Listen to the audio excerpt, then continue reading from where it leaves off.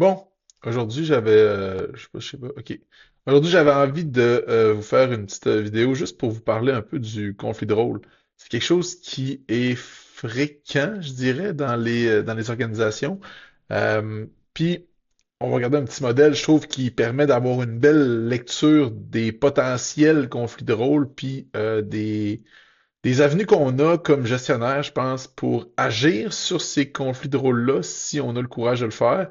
Mais je pense à quelque chose qui permet d'avoir beaucoup d'impact dans une équipe de travail pour la rendre, je vais dire, plus performante. Fait que je vais me rapetisser ici, je vais me mettre dans le coin là. Puis, ultimement, ce que je vais faire avec vous autres aujourd'hui, ce qu'on va discuter, finalement, là, c'est des différents types de rôles.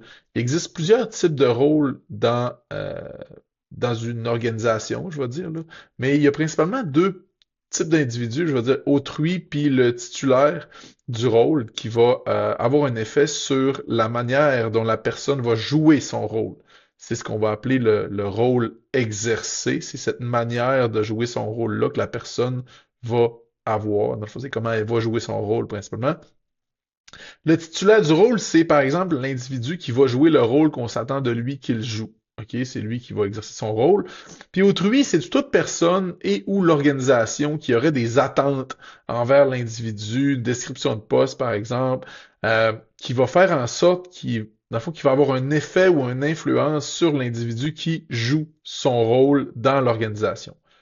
En gros, on a 5 rôles différents qui vont avoir un effet, 4 rôles différents qui vont avoir un effet sur la manière avec laquelle l'individu va jouer son rôle. On va commencer du point de vue de l'individu. OK, l'individu, lui, là, il a ce qu'il aime faire, son rôle préféré, c'est comment il aimerait faire son rôle si personne ne l'influençait dans rien.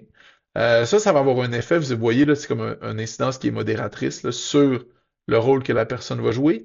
Puis ça va avoir un effet aussi sur la perception que l'employé ou l'individu a de son propre rôle, puis de la manière qu'il devrait jouer son rôle.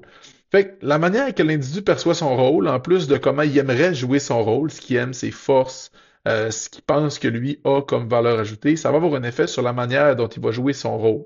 On voit ici que le rôle perçu, c'est-à-dire comment il comprend son rôle, a un effet peut-être un peu plus grand de par la ligne. Tu sais, on parle d'une incidence forte sur comment il va jouer son rôle. Là où ça se corse parfois dans les organisations, c'est au niveau du rôle d'autrui, c'est-à-dire le gestionnaire qui doit nommer des attentes à quelqu'un.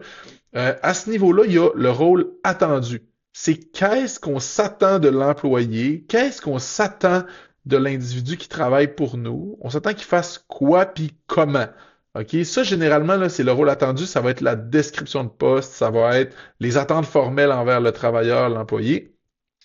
Ce rôle attendu-là va avoir une incidence modératrice sur le rôle qu'on va prescrire à l'employé. Ce qu'on va prescrire, ultimement, le rôle prescrit, qu'est-ce que c'est? C'est qu'est-ce qu'on va dire à l'employé qu'on veut qu'il fasse. C'est ce moment-là, ultimement, le rôle prescrit, qui va avoir un effet le plus grand sur comment il perçoit son rôle. Ça se peut que dans une description de tâche, par exemple, je vais prendre le rôle d'un employé de soutien ou de ménage, mettons l'employé ménager. Le rôle attendu de lui, c'est qu'il passe le balai, la mop et qui nettoie les murs, par exemple. Je dis n'importe quoi. Mais le rôle qu'on s'attend de lui, c'est ça. Mais le rôle qu'on prescrit, c'est aujourd'hui, par exemple, ou moi, ce que je m'attends de toi dans le cadre de tes fonctions, c'est que tu passes juste la mop. Voyez-vous, il y a une différence entre le rôle attendu et le rôle prescrit, mais ce qui va avoir le plus d'incidence, c'est ce que j'ai demandé à la personne de faire clairement avec des attentes claires. Ultimement, le rôle prescrit influence le rôle perçu. Puis en théorie, quand on a clarifié ce lien-là ici, c'est là où ce qu'on devrait voir l'employé agir davantage en cohérence avec qu'est-ce qu'on lui a prescrit comme rôle. Les petites lignes pointillées, c'est le feedback. Est-ce que ce qu'il fait, c'est cohérent avec ce qu'on s'attend de lui dans la description de poste? Puis est-ce que c'est cohérent aussi avec ce qu'on lui a demandé de faire, ultimement? Ça, c'est comme une boucle de rétroaction. Puis souvent, quand on voit des employés qui ne performent pas dans leur rôle et ou qui vivent ce qu'on va appeler des conflits de rôle, ben c'est souvent, ça part de cette problématique-là où les attentes n'ont pas été formulées clairement. Fait que ça, c'est un bon premier point de départ que je vous encourage à faire. Euh, Puis j'ai envie là, de poursuivre ici avec, tu sais, ici on a les définitions. Là, le rôle exercé, c'est quoi? C'est le comportement manifeste du titulaire dans l'exercice de son poste. Le rôle préféré, l'ensemble des attentes propres au titulaire. C'est-à-dire, moi, ce que j'aime faire, c'est A, B, C. J'aime pas ça faire D. Mais ultimement, c'est mes préférences personnelles, mais ça a un effet sur comment je vais jouer mon rôle. Le rôle perçu, attente spécifique que le titulaire d'un poste perçoit comme applicable à sa propre conduite lorsqu'il est en interaction avec autrui. Ultimement, en d'autres mots, c'est l'interprétation que donne le titulaire d'un poste face à ce qu'on lui demande de faire. En gros, c'est j'ai-tu bien compris ce qu'on s'attend de moi? C'est peut-être ça le problème des fois, le rôle perçu. Là, je me promène, excusez-moi. Rôle attendu, c'est les attentes qu'on a, ultimement, qui ne sont pas nécessairement communiquées au titulaire. Il peut s'agir de la façon de se comporter ou des comportements qu'un supérieur voudrait voir apparaître chez son subordonné et qui débordent, ultimement, de sa prescription de rôle. Il peut s'agir des comportements que l'on voudrait voir joués par l'occupant d'un poste dans une situation idéale. Puis c'est ce que je disais tout à l'heure, ça se peut que moi je veux qu'il fasse 3 affaires, mais dans le contexte idéal, c'est des affaires que j'ai même pas communiquées parce que j'ai dit dans l'urgence, c'est juste la mop que j'ai envie que tu passes puis que j'ai besoin que tu passes. Puis le rôle prescrit ici, l'ensemble des attentes qu'on a nommées explicitement à la personne. C'est ça ici, c'est ce qu'on va avoir nommé qui va avoir le plus d'incidence ultimement sur les comportements qu'on va observer du travailleur ou de votre employé. En d'autres mots, c'est l'ensemble des attentes qu'une organisation adresse de façon formelle à l'occupant d'un poste. Ultimement, ça dit, ces attentes se traduisent dans les attributions, descriptions de tâches, responsabilités qui sont prescrites formellement à l'occupant d'un poste ou d'une position. Là où ça peut devenir problématique, entre guillemets, c'est qu'il peut y avoir des conflits de rôle qui existent. Puis ça, c'est vraiment intéressant, je trouve, les conflits de rôle. C'est souvent faut dire, des malentendus qui vont survenir entre soit la personne, on va dire, qui est autrui, c'est-à-dire l'organisation ou la personne qui prescrit le rôle, c'est-à-dire le gestionnaire, et le titulaire du poste. Il y a des conflits qui arrivent entre différents rôles. Puis on va aller explorer ça un petit peu plus en profondeur. Des conflits de rôle intrapersonnels. Ce qu'on dit ici, c'est que le rôle exercé ne correspond pas au rôle préféré. Ce qu'on me demande de faire ou ce que je fais, c'est quelque chose que j'aime pas. Je suis un peu en conflit à l'intérieur de moi. On peut valider ça avec notre gestionnaire en donnant du feedback. Hey, t'es sûr que c'est ça que tu veux que je fasse? C'est ça tes attentes. Le rôle exercé ne correspond pas au rôle perçu. Je comprends pas bien ma job. Ce que je fais, c'est pas cohérent avec ce qu'on me dit de faire. Mais là, ça se peut que ce soit la faute de l'organisation, mais ça se peut que ce soit ma faute aussi. Puis là, c'est de comprendre d'où ça vient cet écart-là. Il y a un écart entre les deux, il y a un problème, visiblement. Le rôle perçu, dans le fond, ici, c'est ce que l'on fait n'est pas ce que l'on pense que les autres attendent de nous. Moi, si j'aime ça dessiner, mais qu'on s'attend de moi que je fasse des diagnostics organisationnels, ben, il y a un écart important, là. Même si je remets mes rapports diagnostiques en faisant des dessins, il y a quelque chose que je fais qui n'est pas nécessairement correct. Le rôle perçu ne correspond pas au rôle préféré. Ce que l'on croit que les autres attendent de nous n'est pas ce que nous voulons faire. C'est pas ça que je veux faire, ultimement. Euh, Puis c'est l'écart, elle se trouve ici. Tu sais, le rôle perçu, il est loin d'être ce que je préfère comme rôle. Fait que ça va avoir un effet un peu négatif sur la manière dont je vais percevoir les attentes à mon égard, puis éventuellement aussi sur comment je vais jouer mon rôle. Fait que ça, ici, on a des conflits au niveau du titulaire, c'est-à-dire la personne qui joue le rôle qu'on s'attend de lui. Puis il y avoir des conflits de rôle interpersonnels. Le rôle exercé est différent du rôle prescrit. Ce que je fais, c'est différent de ce qu'on me demande de faire. Il y a un écart. On peut le réduire en communiquant, encore une fois, des attentes peut-être plus claires. Est-ce que les attentes sont claires? Est-ce que on a dit à l'employé qu'est-ce qu'on s'attendait de lui? C'est quelque chose d'important qu'on oublie souvent dans le mode de fonctionnement là, de travail, surtout quand les équipes grossissent, quand on a du mal à ultimement clarifier ces affaires-là, parce que moi, ce que j'observe dans les organisations, c'est que généralement, on ne prend pas le temps de le faire. Mais c'est une condition généralement de base quand on vit des problèmes au travail, c'est de clarifier ces éléments-là. Conflit de rôle interpersonnel, hein, le rôle préféré ne correspond pas au rôle attendu. Ce que l'organisation a besoin que je fasse, c'est pas ça que je fais euh, ultimement. Puis c'est peut-être des attentes, ici c'est écrit, qui sont gardées peut-être secrètes. Si je ne sais pas que tu veux que je fasse quelque chose, comment veux-tu que je le fasse au plus profond de moi-même? Puis le rôle perçu n'est pas en accord avec le rôle prescrit. Ultimement, tu sais, c'est pas en accord, c'est-à-dire tu me demandes de faire des choses, mais qu'est-ce que moi j'en comprends, c'est pas la même chose que toi tu pensais que tu m'avais dit. Ça peut causer des problèmes. Des fois, là, juste de dire cette phrase-là, c'est un problème en soi. C'est pas une phrase qui est facile à dire. Il peut y avoir des conflits de rôle extra-personnel. Le rôle prescrit n'est pas réellement le rôle prescrit.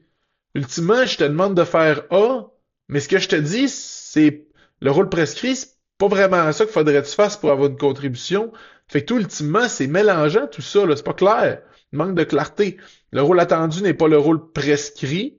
Euh, j'ai besoin que tu fasses A, mais moi je te demande B au quotidien ou ce que je te nomme ou ce qui est écrit dans ta description de poste, au final, ça correspond pas en tout à ce que je voudrais que tu fasses ou ce que je te dis pas que je voudrais que tu fasses.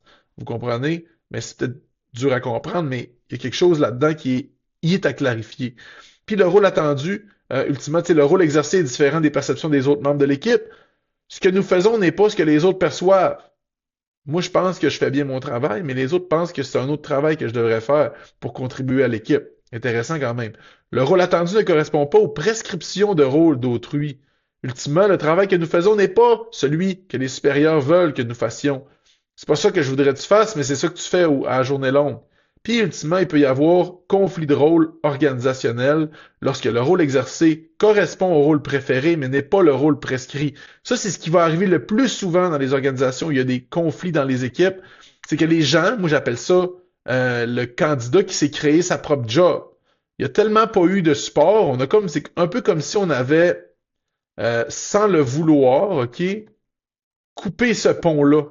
Fait que ce qui se passe, c'est qu'on vient de couper le lien entre nos attentes formelles, ce qu'on va dire à l'employé qu'on veut qu'il fasse, puis avec le temps, ce que l'individu a fait, c'est qu'il a transformé ultimement le rôle exercé, le rôle perçu en son rôle préféré. Fait que c'est comme créer une job sur mesure, puis ça, c'est souvent quelque chose qui va arriver chez les employés qui manquent, entre guillemets, de supervision. Euh, le rôle exercé n'est pas le rôle préféré ni le rôle prescrit. Ici, l'individu et l'organisation sont tous deux perdants. Ça veut dire qu'ultimement, ce qu'il fait, c'est des affaires qui ont même pas rapport d'être faites, mais à la longue, on finit par se dire pourquoi il fait tout ça, lui, cet individu-là. Puis ultimement, le rôle exercé n'est pas le rôle préféré, mais il correspond au rôle prescrit. Ultimement, la personne est dans un poste où elle joue un rôle qu'elle aime pas. Puis ça, c'est sur le moral, ça peut être très difficile, ça peut causer des tensions, des problèmes.